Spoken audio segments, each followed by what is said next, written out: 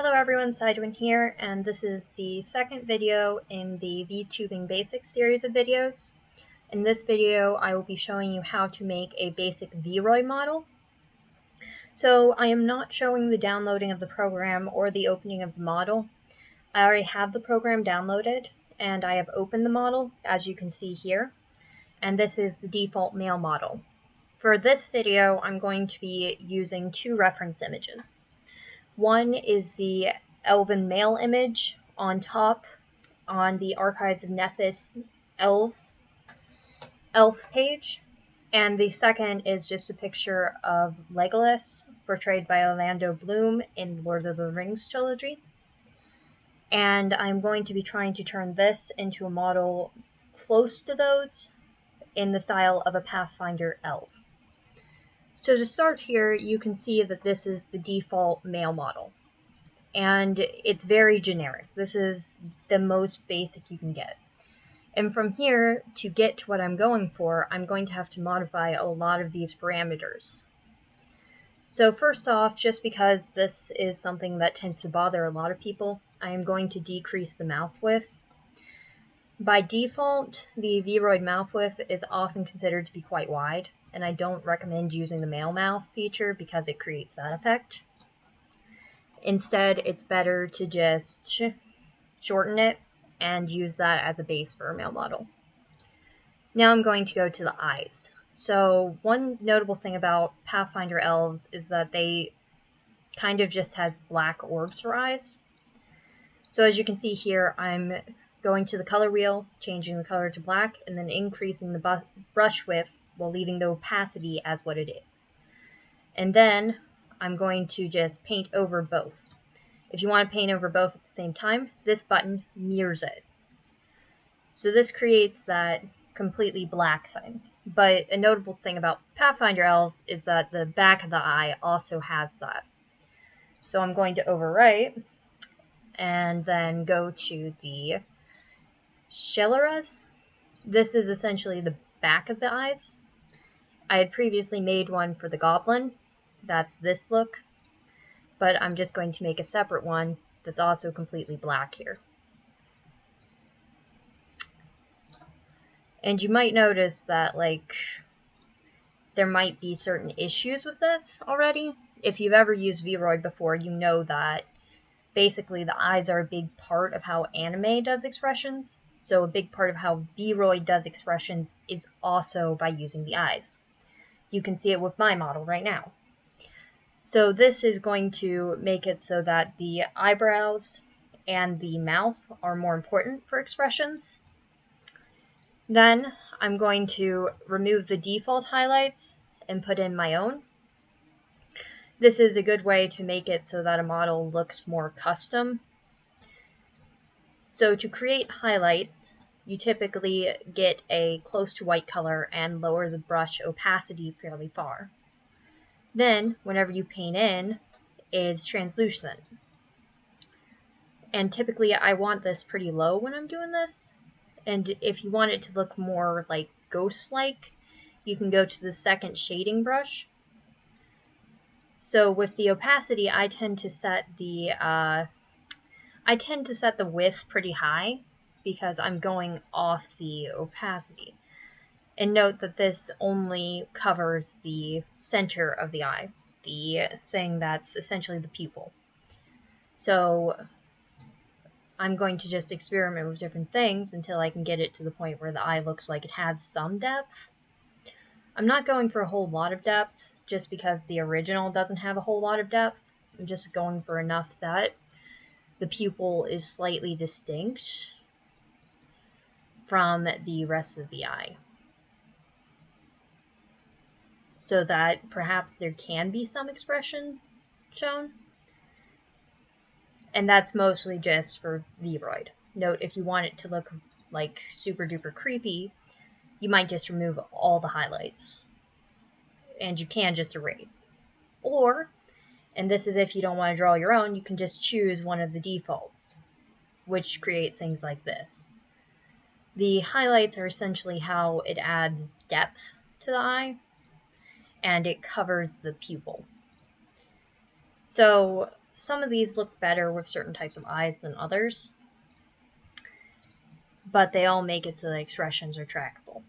For this, I'm going to go with my custom one, but you could also use this one and it would look equally good with less effort. So now I'm going to go to the eyebrows. Eyebrows essentially, like, they'll move up and down. I like to draw my own here. The defaults all use just a solid brush with no opacity. But to draw your own, you first erase.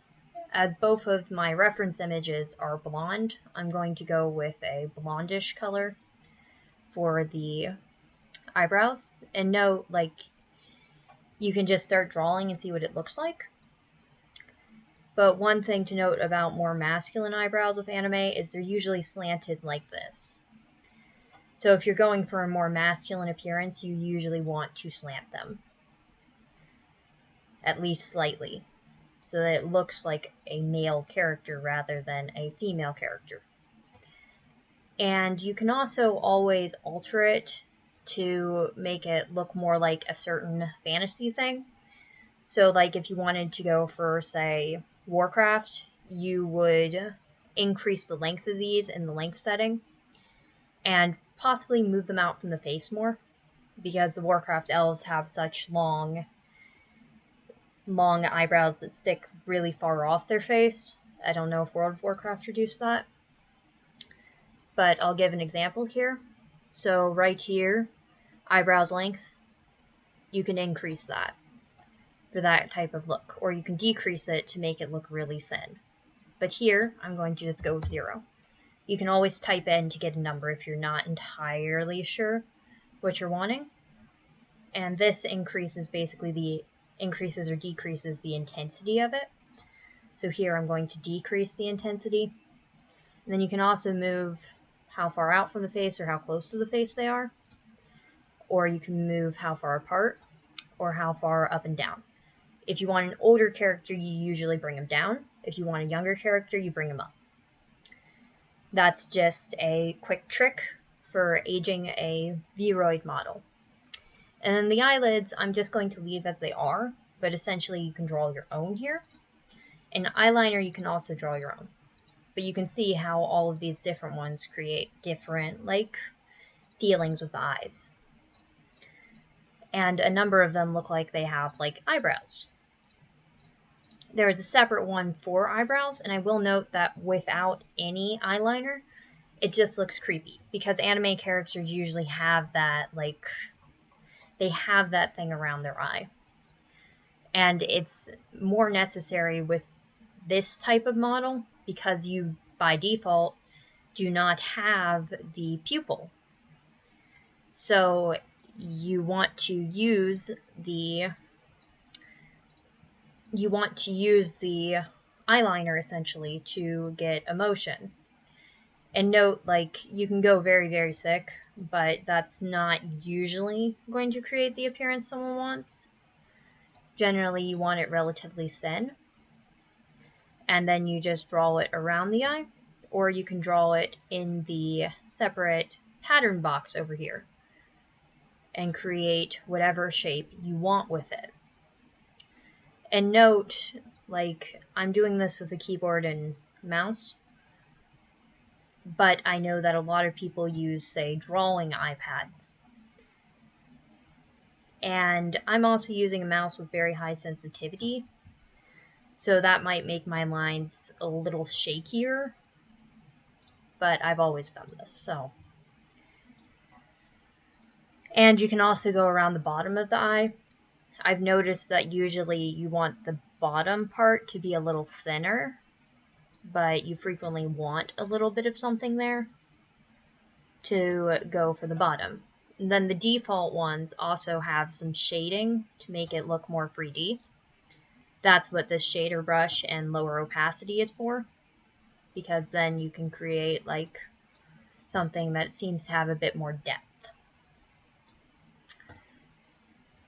Now I'm going to move on to the eyelashes. These aren't always a great idea with male characters because they tend to all look fairly feminine. A large part of this is because Vroid was originally meant for female characters, and it's kind of become a theme of one of the major programs it's used for, aside from VTubing, which is VRChat.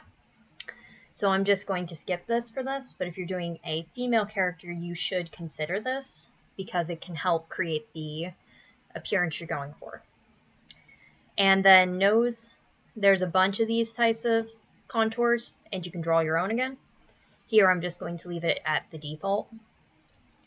And the mouth I'm just leaving at the default. You can draw the inside if you want a forked tongue. That's how you do that. And then you can draw your own lips to match with whatever face you're going for. And I tend to wait to do that and the cheeks until after I have the skin tone set to whatever I want it to be. So for this, both of the images I'm basing this off are actually quite pale skinned, so I'm going to leave it relatively close to the original color. A lot of people also just say draw on their own version. Like you can see here, this is a male model face that I had drawn previously, but here I'm just going with the default one. And then I'm going to bring this to a fairly pale color because of the Pathfinder elf model I'm doing having this pale color. The light color should always be lighter than the dark color, and it's essentially supposed to be two different shades. You might notice that the face is very flat, which is why you might go in to the nose, edit it, and then take the color that it's going for. Here I'm going to take the dark color and copy paste that color over. And then I'm going to go to the shader brush, turn down the opacity, and shade a little around the nose to make it so that essentially it looks like he has a nose. So you might notice it creates different effects depending on where you draw it. And a lot of people also draw on nostrils and that type of thing. You can also always erase if it's doing something you don't want it to. So for here, I'm doing a very light type of contour just on the side of the nose to give a little bit of depth. And now that I have the skin color, I'm also going to go to the lips and just draw on a set of a color that matches them. So first I erase whatever's there, and then I turn down the opacity and take whatever shade of the skin I have and move it over a little bit into the red area so that it creates a reddish equivalent. I also usually darken it a shade, and you want the opacity somewhat low, but I'm going to turn it up here for instance because I'm trying to draw something just around the lips, which this can create very awkward things as you see. But I'm going to turn down the opacity and just do a line over this area and then just erase around the edges because I don't want to spend too much time on this.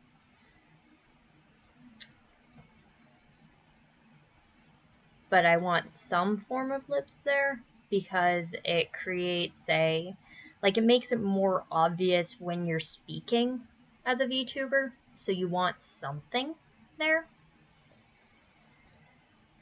And then cheeks are essentially just adding some depth with a male character. With a female character, you might do that to create a type of literal cheeks. But one of these is a more masculine contour, like this one. You just get it closer to the shade you're going for, and then it just adds a bit of depth to the face. And now, since I'm doing an elf, I'm going to get the elf ears. So Pathfinder elves have these really pointed ears, like that. And this brings it out to the side. But I'm going to lower the ear prominence and swing them back like the picture has. And you can also round your ears to make them look rounder, but I'm not going to. And you can also always enter a number beyond the values. So say that if you want extremely pointed ears, But for this, I don't want it quite that much over. But this one seems relatively close, especially if I increase the prominence a little. And see, you get the ears. Now I'm going to move on to the hair. There are a lot of presets in Vroid, but with this, I'm going for a particular one. So I'm actually going to... Vroid doesn't have the Widow's Peak hairline that Legolas has. So I'm going to go over here and then set this color, the main color of the hair, to the color of the eyebrows. And the highlight essentially just adds depth, so you generally want it to be a lighter shade of the same color in my experience. Now, the way hair works is you literally just draw it. So like that. And you just draw it on. So for this, I'm not entirely sure how to get the hairline, so I'll probably end up playing around with this for a bit. But you essentially pull and draw back to get it to what you want. And note, like, this also moves when you move as a VTuber. So generally, you want to be careful where it overlaps and how it overlaps. And I tend to always go down in the front a little so that you get a bit of that front thing going. And so that it actually looks like it's all various pieces of hair, rather than all just being like...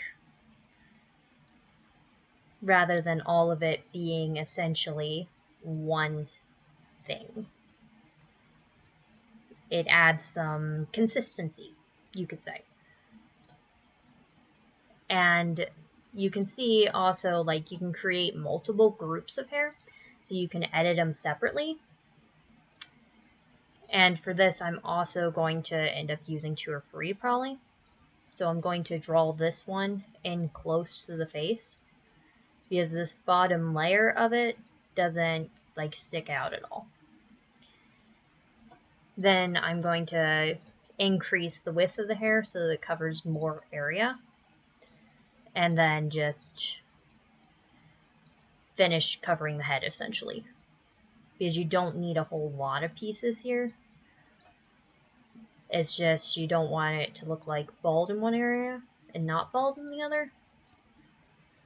And this stuff also isn't going to be swinging that much, so I'm more focused on just coverage.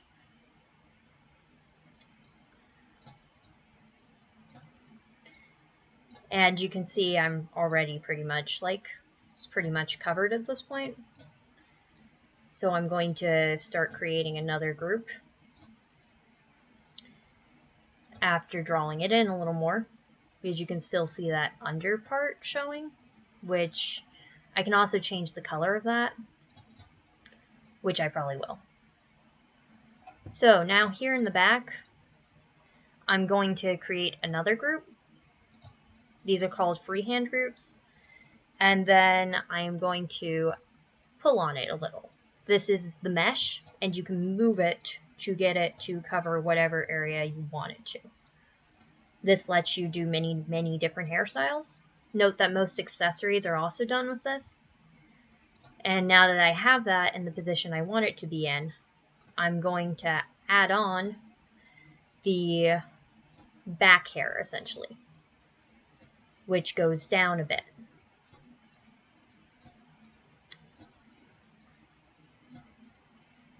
And how far down this goes, like, if I want, after I draw all this and realize, oh, this is shorter than what I wanted, I can just go here and just pull it down.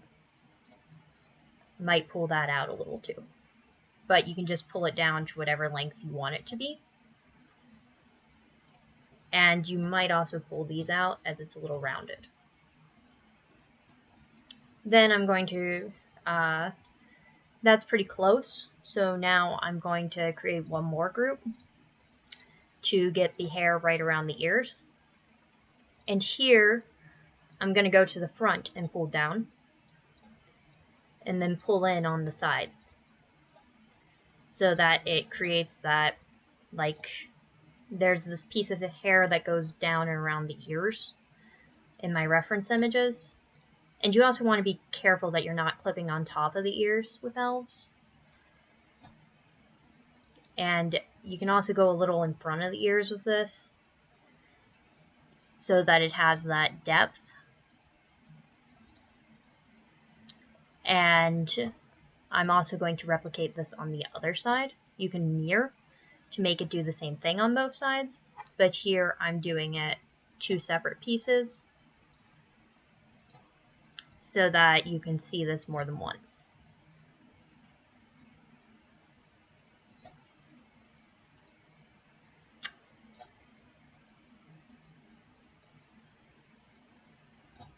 And then I'm going to click off and look around and see if all of it goes as I want it to. And I notice back here, like, doesn't seem to be doubling up as much as I want it to. So I'm gonna pull its guides in a little because I want it to be under the outer thing. And then I'm going to pull out and back a little. And then go to the first group and draw on a few pieces to overlap. So right here is the hairstyle I was pretty much going for.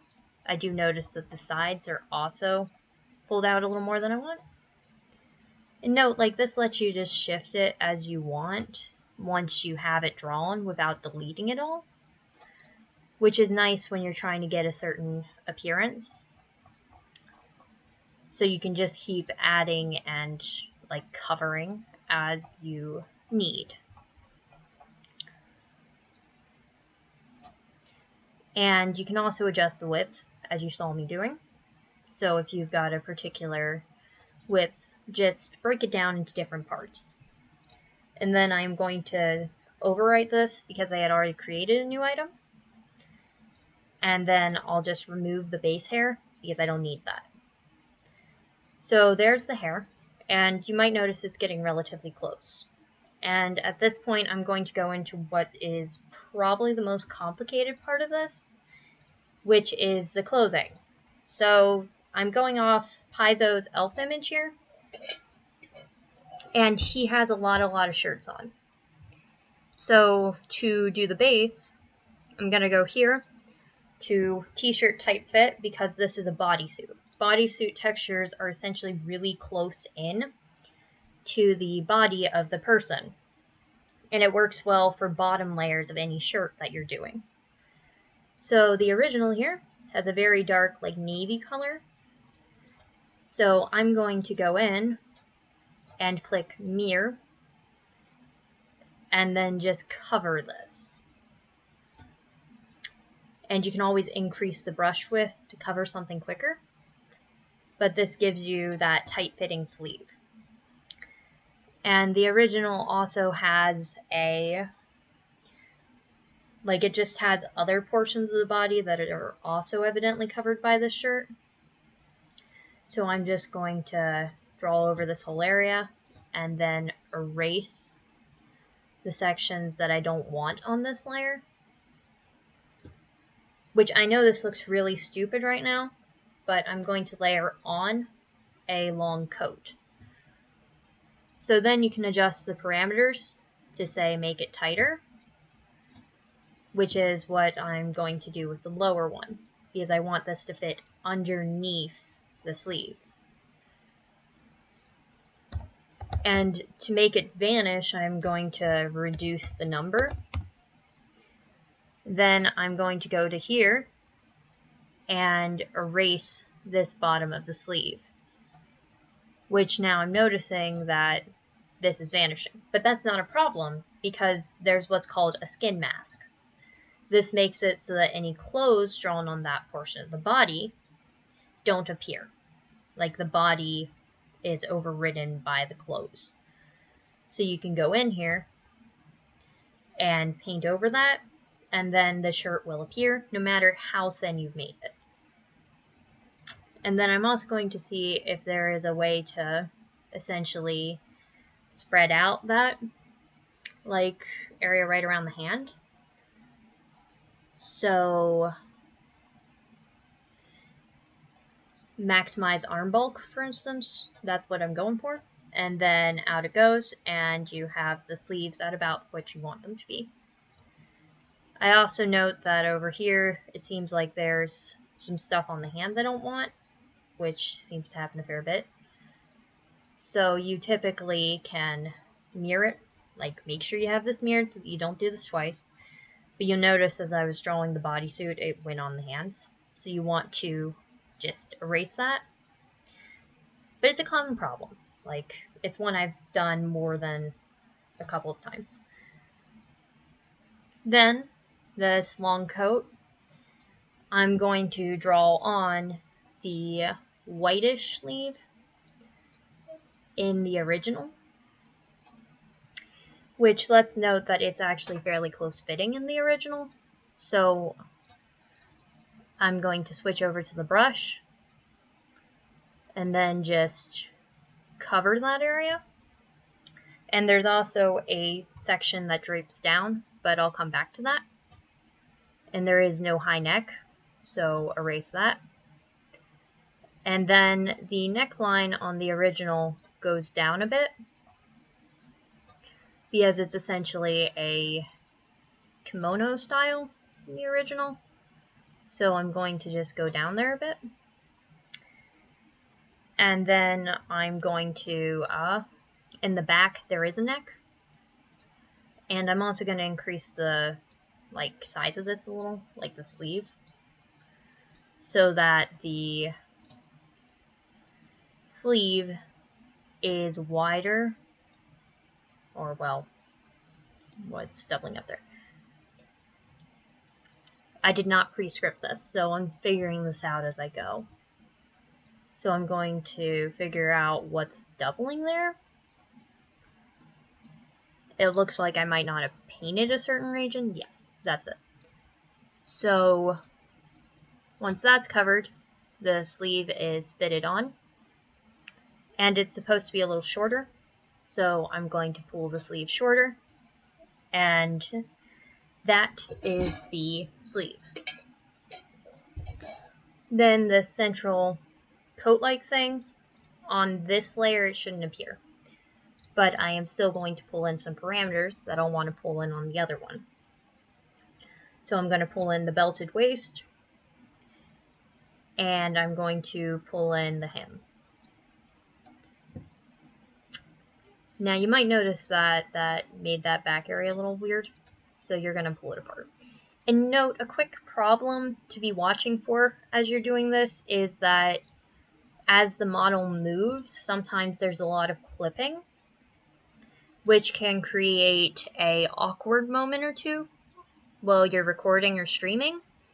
Say, if you want your model to sit, you will quite likely end up having it so that, the lower layers overlap with the higher layers. Another thing I tend to do here is reduce the shoulder padding to flatten that, because by default there's actually quite a lot of padding in there. And you can also always reduce the shoulder slope if you want it to be flatter there as well.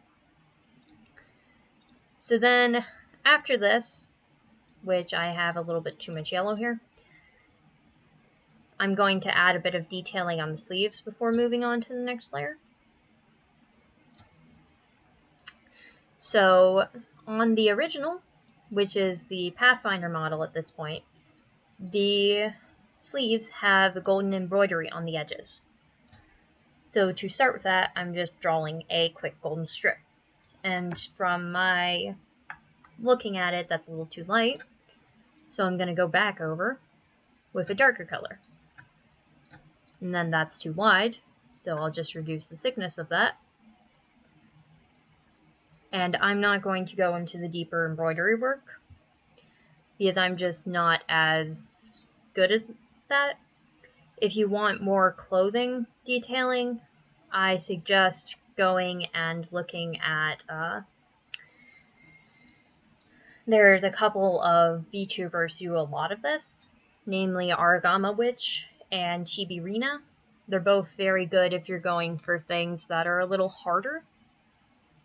Chibirina does a lot of black hairstyles, and then Origami Witch does a lot of various things. And I will link their channels in the description. So now I'm going to add the last layer of the dress here, which will be another long coat template.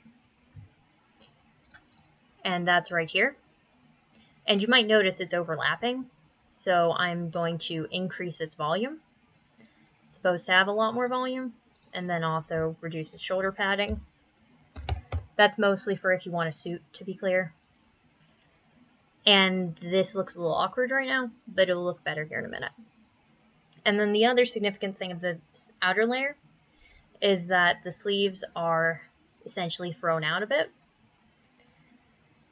And they're short. So now I'm going to go in and fix this awkwardness. And the original also has a belt.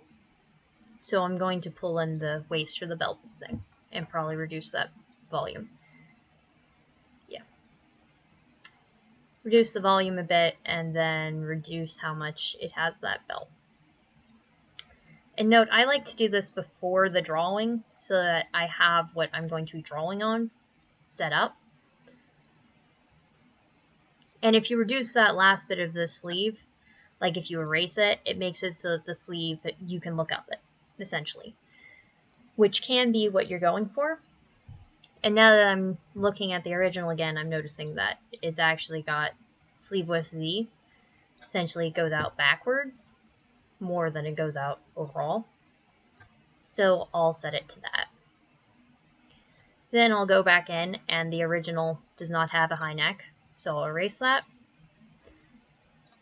And then I'll lower the width of this and get the kimono type neckline. And this one does have a neck in the back, so I'll go through and add that. Essentially, it's the sides of it. And this one also does not go down all the way. So at this point, I'm going to go in and start adding that. Basically down at the bottom of it, its hem needs brought in before I can do this. But the original has essentially a like wrap appearance. So I'm going to go to the other one and then click on its template and erase this bottom section here because it doesn't appear. So it's not in the bottom section at all. It's only really important for the sleeves. So then from here, I can figure out how to essentially get this to the line I want it to have. Which that dip is a little wide, so then I can go in and correct that. And then you can just color over it to finish up the base layer there. And note, I do recommend if, like, layers are good if you want something that requires layers, but if you don't need layers, don't use them. Like, it's just not worth it, because layers create a fair bit of complexity due to that overlap thing. So then I'm going to draw that in a bit. And now I'm going to start on the, again, embroidery. I'm also not going any more to depth here. So this part I don't want to mirror, because this is supposed to be going over the other one. So I'm just going to pull down and then align. It also tells me where this needs given a bit more volume. Which is to say, I should probably increase the skirt volume a bit so that it all appears. Or just increase the volume. So there, it appears. And then I'm going to basically erase it a little to get it to have a more stable curve.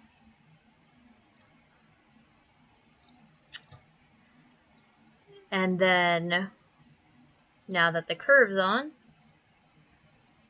I'm going to go in and finish the other sides little bit of it because it's all the way around the skirt. And note, you want to make sure these are aligning. If they're not, you can go in and fix it, but preferably you want them to align first try. And then I usually take the base color and go a little darker to make it clear that it's switching from one part of it to another, and do a very thin line there so that it's just has a little bit of depth. And I also do that on the neckline usually, wherever there isn't the gold.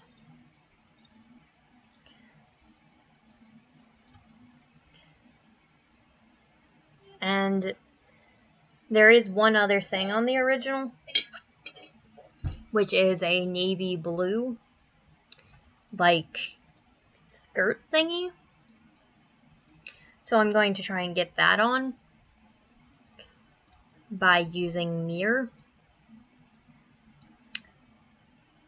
And then it's right around that like belted waist in the original.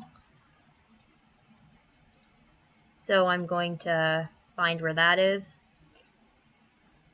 and then do the drawing around it. And note, it isn't appearing there in the back again.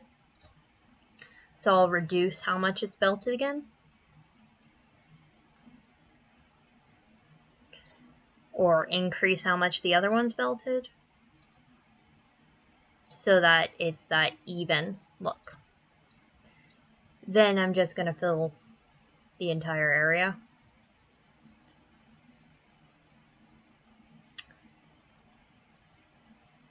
Then I'll go in and draw the belt. And the original has like a fringe off it. So I'll try to add that.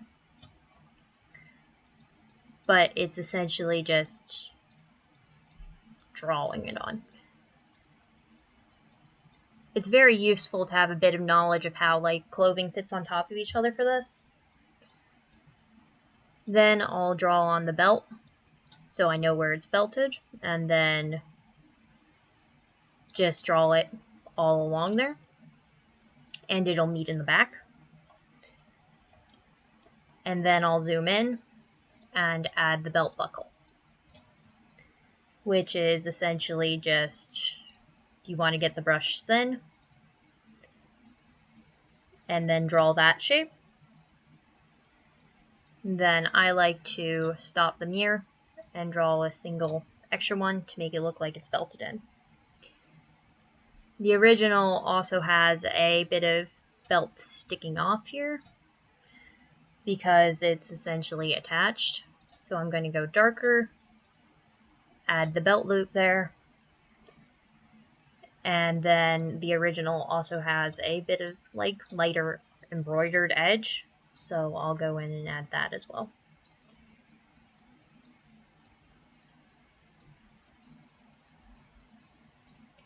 And note, I am going to have to go back in and redo that darker mark, but I know where it's supposed to be, which is a significant benefit when you're trying to get this in. Then finish it out over here.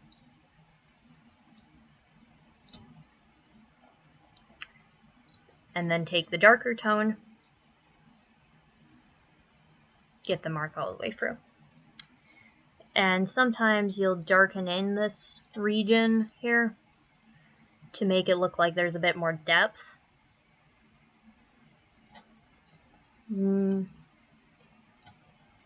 There. This is pretty close, and I'll add the strip of white that's on the original. Like, it's basically the golden thing isn't the edge. There's a little strip of white past it. And I will have to retouch the other one.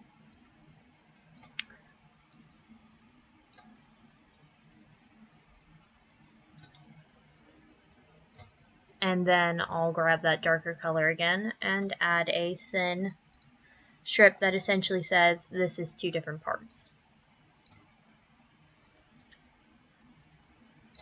where the overlap is.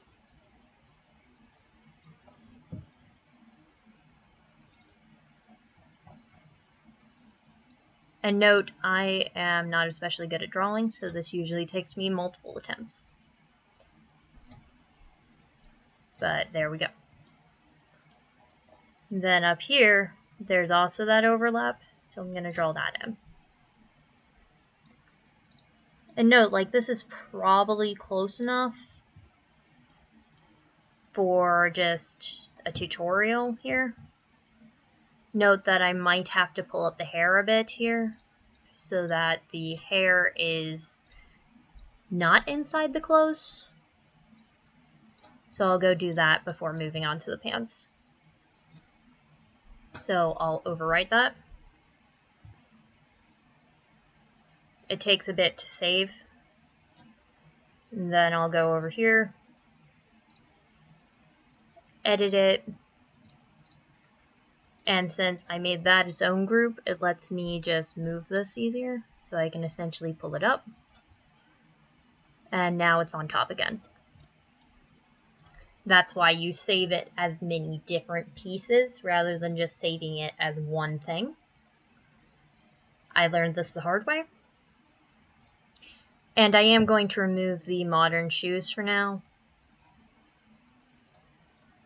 And these underwear things are just, they're there.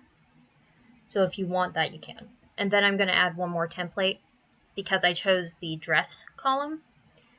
So that means everything is just counted as one outfit.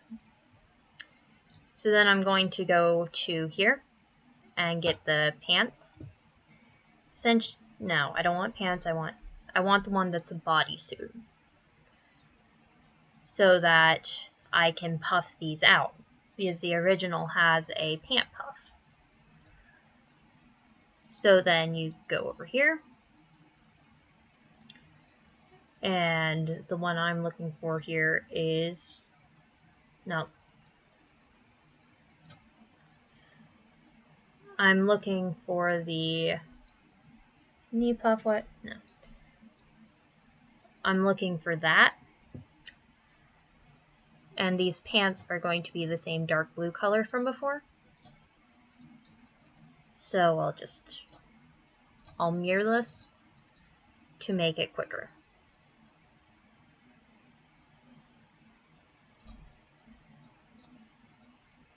And note, a quick thing to be cautious about, these additional parts of it, which I'm not being super careful about now, I need to fix that, because those are the hand part of the template. So I basically just drew all over the hands. So you always go back and fix that. And then also looks like I got onto the ankle a little, but that's not really a problem.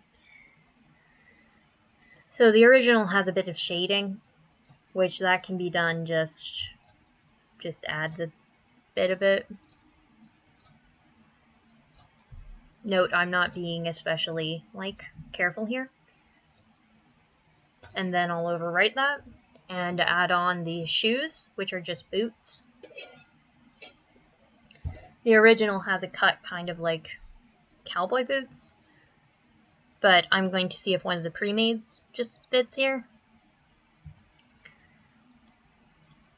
Which